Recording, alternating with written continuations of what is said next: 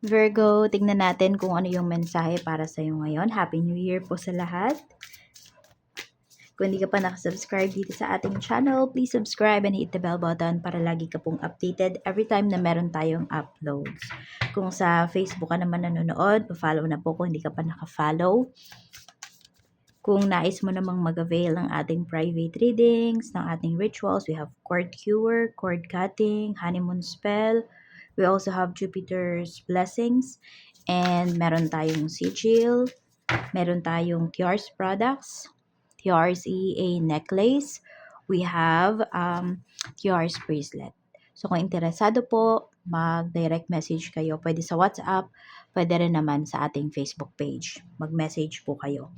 Yung link nandiyan sa description box. Tignan natin kung ano yung mensahe para sa'yo. Virgo, pwede mo pong panoorin yung iyong other signs ha. Sun, Moon, Rising, and Venus. Huwag lang kayo lagi sa inyong sun sign nagfo-focus. Tignan natin, Virgo. Love, trust, happiness. Don't be afraid of distance, touch, and feel. We have surrender to greatness.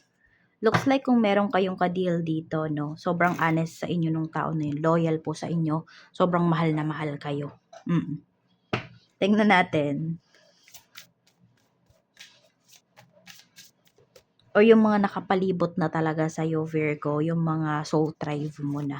Soul tribes mo. So, tingnan natin yung love, trust, and happiness sa anyang aspect ng life mo. We have Ace of Swords. Okay, so kung meron ka talaga dito na ka-deal, sige, kung ano man yan, makakausap mo. Pwedeng transaction yan, may involved na money. So, yung tao po na yon, okay, or kung sino man yung mga tao na yon na ka-deal mo, sobrang honest po yan sa'yo. Okay? Pwedeng sinasabi talaga nila honestly yung sabihin natin yung pros and cons nung konsepto, nung project, yung ganyan. Oo. Wala silang tinatago sa'yo. Walang hidden agenda. Yung ganyan. Walang conflict of interest.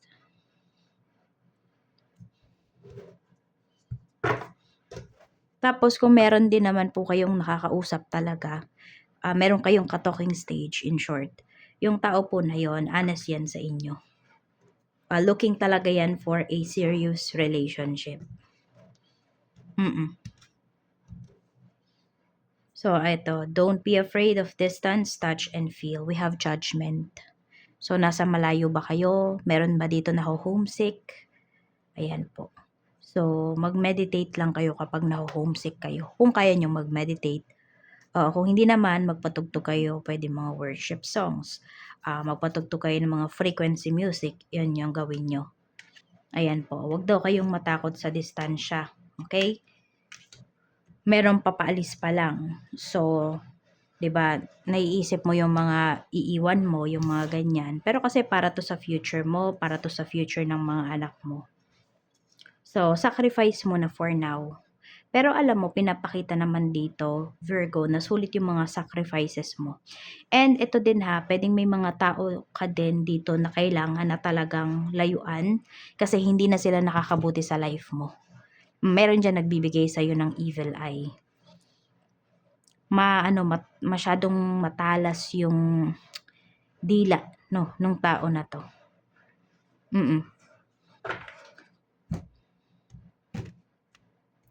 Tapos, gusto pa niya, napapasunod ka niya. Ganyan. Surrender to greatness, we have 8 of Cups.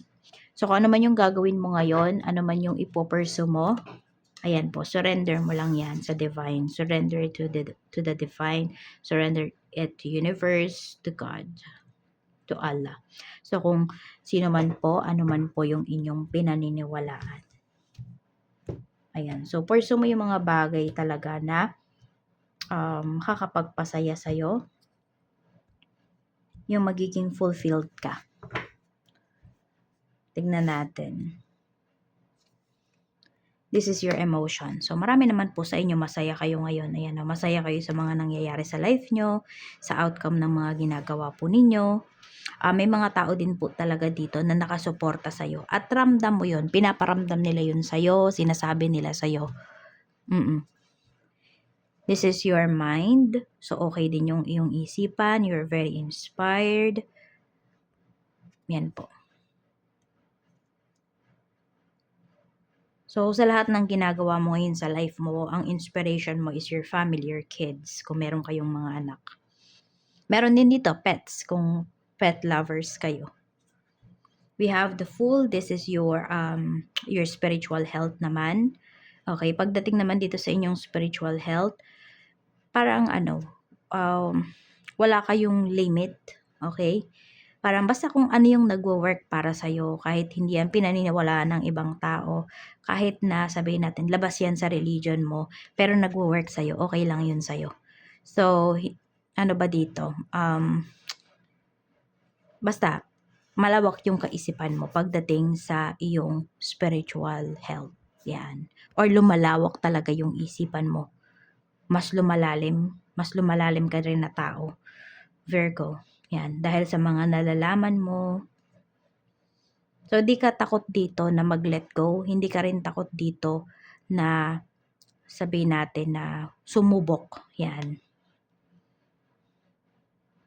Basta nakikita mo lang din naman na wala ka namang sinasaktan na tao, ganyan. So, okay lang sa'yo kahit na, yun nga, sabi ko nga, outside your religion, ganon. Yung mga pinaniniwalaan mo ngayon. Pero syempre, hindi mo naman na yun sinasabi towards other people. So, ano lang yan, personal mo lang yan. Hindi naman dahil sa natatakot ka sa judgment, pero mas tahimik kasi, 'di ba, kapag ganun. Ito naman yung blessings na marireceive mo. We have the Star. So, may reconciliation po na pinapakita rito. Kung meron kang nakakausap dito, tapos, nagkaroon ng, pagitan, no, sa inyong dalawa. Pwedeng ilang araw, weeks kayong hindi nag-usap ng tao na to, or months for some of you. Pwede po yan, no, magkakaroon ulit kayo ng pag-uusap. Kung transactions naman po ito, nung umpisa hindi siya natuloy, may mga, sabihin natin, divine intervention na nangyari. Pero this time, matutuloy na po yan. May pag-aayos talaga rito. Yung masasabi mo na aligned sa'yo lahat ng mga nangyayari. We have strength. Meron ding healing na paparating kasi sa'yo dito. So, kung nagkasakit po kayo, ayan. Kung nagkasakit kayo rito, may nakaka-recover na kayo. Makaka-recover po kayo. We have Page of Swords. Maging ka lang dito, strict ka lang sa mga dapat mo talagang gawin or dapat mong sundin. Tsaka meron din dito pinapakita, Virgo, wag kayong try naman. More on sa diet yung pinapakita rito. Okay? So, pwede kasi namin, nag-experiment ba sa pagda-diet. So, mas maganda kung magpa-consult po kayo. Kasi baka mamaya may bawal sa inyo. 'Di ba? Hindi masyadong maapektuhan talaga kayo, ganyan. I mean, functional pa rin kayo. Kaya, ayan po, yung health ninyo, ingatan nyo rin talaga dito. Pero may makaka-recover po, ayan, sa health. Pag-usapang health dito. Mas lalakas kayo, mas tataas din yung yung self-esteem mo. Tapos yung pagiging charismatic mo. Basta may pagbabago dito. Some of you sa physical appearance po ninyo. It's up to you kung magpapasurgery ba yung iba sa inyo. Tignan natin, okay, energy ng mga taong makakasalamuha mo today. So, we have naman 9 of Wands. Mga reserve ang mga tao na makakasalamuha mo. Medyo maiilap po. Ayan. Hindi naman dahil may tinatago sila sa'yo. Kung hindi, pwedeng mga busy lang yung mga tao na yan. Kaya feeling mo, mailap sila. Parang wala silang time, ganyan. Tapos meron dito, meron din talaga masungit. May masungit ka na makakasalamuha ngayong araw na to. Tignan natin, pagdating sa work, we have the World. So, marami po sa inyo, Virgo, ayan, pinapakita dito, successful kayo sa inyong career. Meron din naman po dito, Actually, ilang beses nang pinapakita dito yung ano yung pag-alis, okay? So, may movement pagdating sa work po ninyo. So, kung patapos na yung kontrata po ninyo, naghahanap kayo ng bagong work, marami dito. Hindi lahat sa inyo ha, pero marami po dito. Abroad yung pinapakita na work. Oo. Two of Cups. So, kung meron ka dito, karelasyon mo or asawa mo nasa ibang bansa, ayun, pagplanuhan nyo. Meron ako nakikita rito na yung madadala mo yung family mo. Try nyong mag-apply sa ganong bansa. Kung parehas kayong OFW or nagbabalak ka rin na mag-OFW, yun yung targetin po ninyo. Yung madadala nyo yung family nyo. King of Cups. Merong nagkakagusto sa'yo dito pagdating sa career. Hinahangaan ka ng tao na to. Nung umpisa, ano lang to, talagang hinahangaan ka lang niya.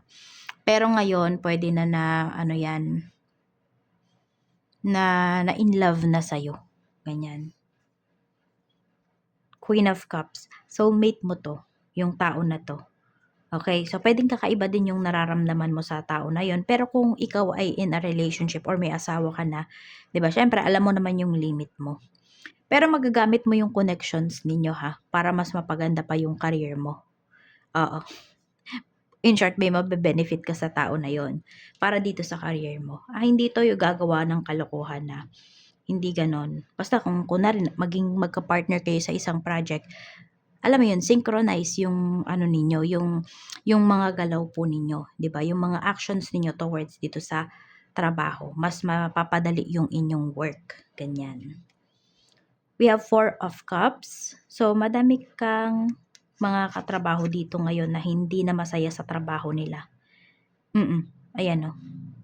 May mga ganyan po. So, pwedeng may mga nagbabalak din talaga ng mga coworkers mo na umalis na dyan sa trabaho. Hindi ko alam kung may problema ba sa management or mas naghahangad talaga sila or mas marami sa inyo dito sa trabaho naghahangad ng mas magandang opportunity. So, wala namang masama, di ba? Tignan natin, Virgo. Pagdating naman po sa negosyo, kung meron kayong negosyo, we have the Tower. Tingnan natin yung the tower na to kung positive ba to or negative pagdating sa negosyo mo. We have the Hangman. May pagbabago dito. Medyo marami kayong isa-sacrifice pa pagdating lalo dito sa inyong negosyo. Pero alam mo, sulit daw yan. Yung mga pagbabago na mangyayari sa career mo, sa negosyo mo. Ace of Pentacles. Kamusta yung sales? Ayan po, we have Ace of Pentacles. Malaki yung puhunan, pero malaki din po yung inyong kikitain dito. Pero mukhang nagdadalawang isip pa kasi kayo. Pero merong sitwasyon na hindi na po talaga kayo makakapag-isip pa kasi biglaan siyang mangyayari. So, syempre kakabahan ka, 'di ba? Kasi hindi mo masyadong naplano 'yan. Pero malaki yung kikitain nyo dito. Pwedeng may offer sa inyo. Bigating offer to. We have the Empress.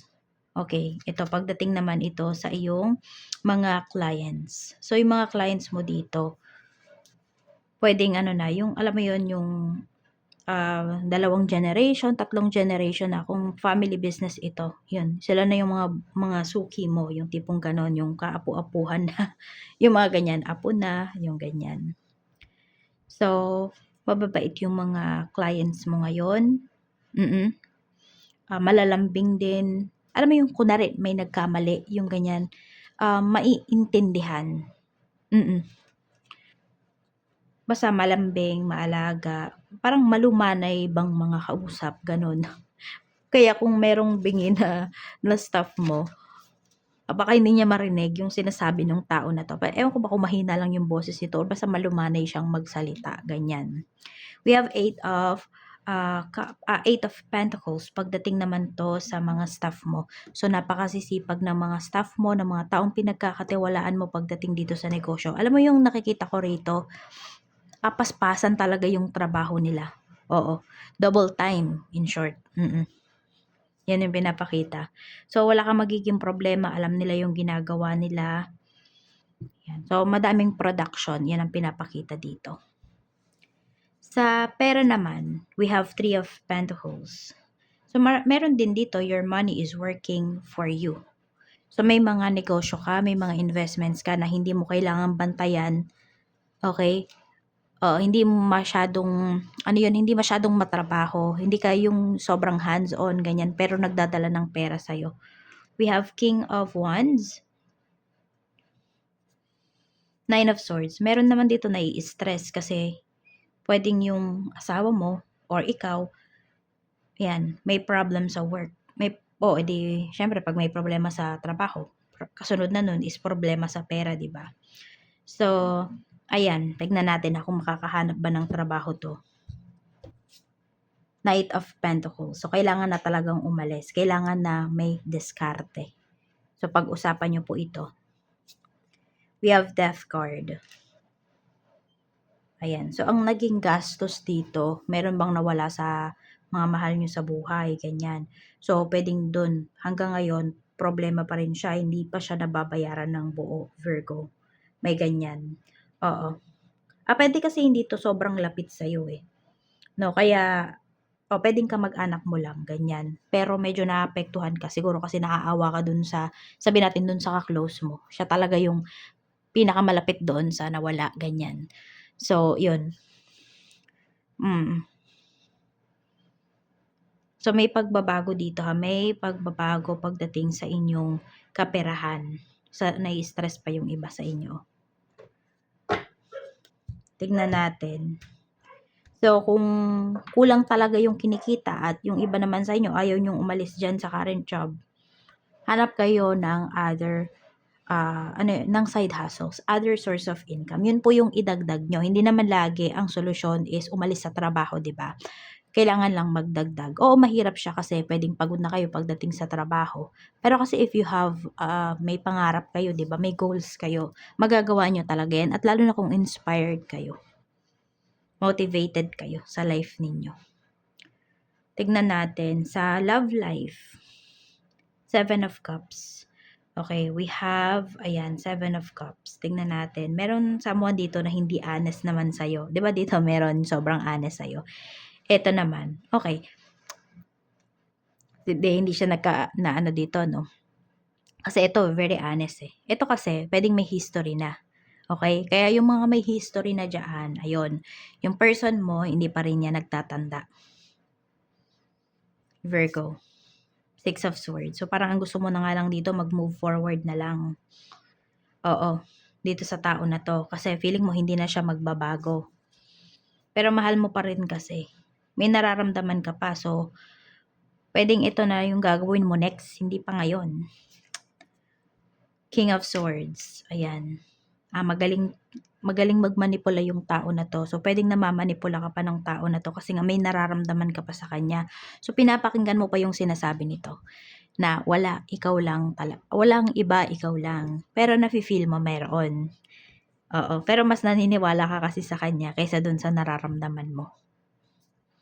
Follow mo daw yung intuition mo. Ayan na, sinasabihan ka na. Follow mo yung intuition mo. Lalo na kung may history itong person mo. Tapos nafe-feel mo talaga, ayaw lang niyang umamin. Meron daw po talaga.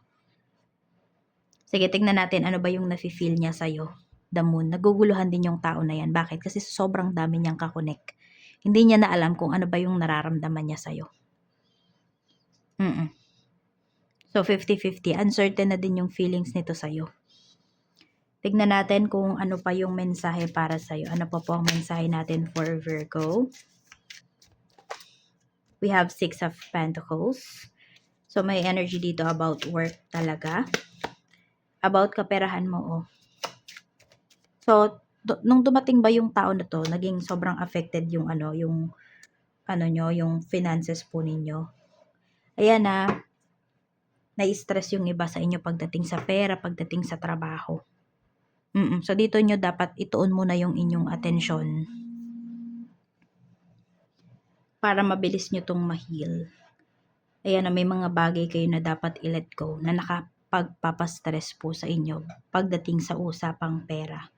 Or sabi ko nga, kung meron ditong mga tao or your relationship nagpapastress sa'yo, di ka makapag-focus sa finances mo kasi mas nangingibabaw yung stress na binibigay niya sa'yo. So, you know what to do na, Virgo. Yan lang po yung mensahe para sa'yo. Maraming salamat. Mag-iingat ka and see you again on my next video.